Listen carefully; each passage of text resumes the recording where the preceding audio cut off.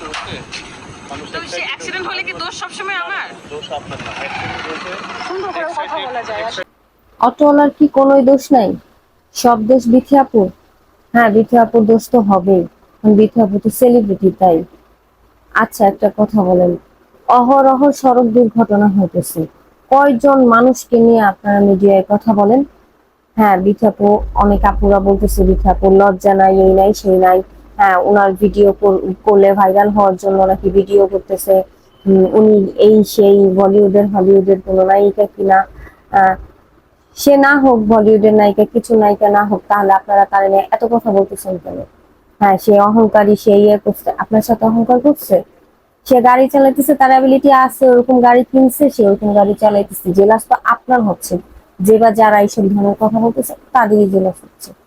নাহলে তার পিছু পিছু শুধু শুধু আপনারা কেন করেছেন? আপনাদের ঘরে কোনো কাজ নাই, আপনাদের পার্সোনালি কোনো কাজ নাই, শুধু সেলিব্রিটি, শুধু বিথিয়াবু কেন, যে বা যারা যাদের একটা কিছু হয়, আপনারা তো গানা বাজনা করতে করতে মানে কাঁপায় ফেলেন।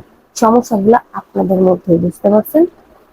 অনেক বলছেন, অনেক বগর বগর করছেন, এবার রিল্যাক্স, চুপ হন। অটোওয়ালা যেরকম মারা যায়নি, উনি অসুস্থ, বিথি আপুও কিন্তু অনেক অসুস্থ, তাকে দেখেই মনে হচ্ছে যে সে অনেক অসুস্থ। দুইটা মেয়ে মানুষকে পায়া রাস্তার সবাই যেভাবে তাকে হ্যারেস করছে, একটা মানুষও তাকে হেল্প করে নাই, তার পাশে আসে নাই, বরঞ্চ অটোওয়ালাদের হয়ে কথা বলছে। আর গাড়ির স্পিড তো জোরেই দিবে, ওখানে কি হাইওয়ে কখনো ঠেলা গাড়ি চলে? স্পিড নিয়েই গাড়ি চলতে হয়। সে গান বাজিয়েছে কেন? কেউ গান বাজায় না গাড়িতে? কেউ গান বাজায় না? হ্যাঁ, বাজায় না। না জেনে না বুঝে মানুষের কিছু লাগাটা এবার আপনারা বন্ধ করেন। অনেক হয়েছে, আমি বারবার কথা বলতে চাইলে কিন্তু আপনাদের এত এত এত মানে অসহ্য মনে হচ্ছে, অসহ্য মনে হচ্ছে।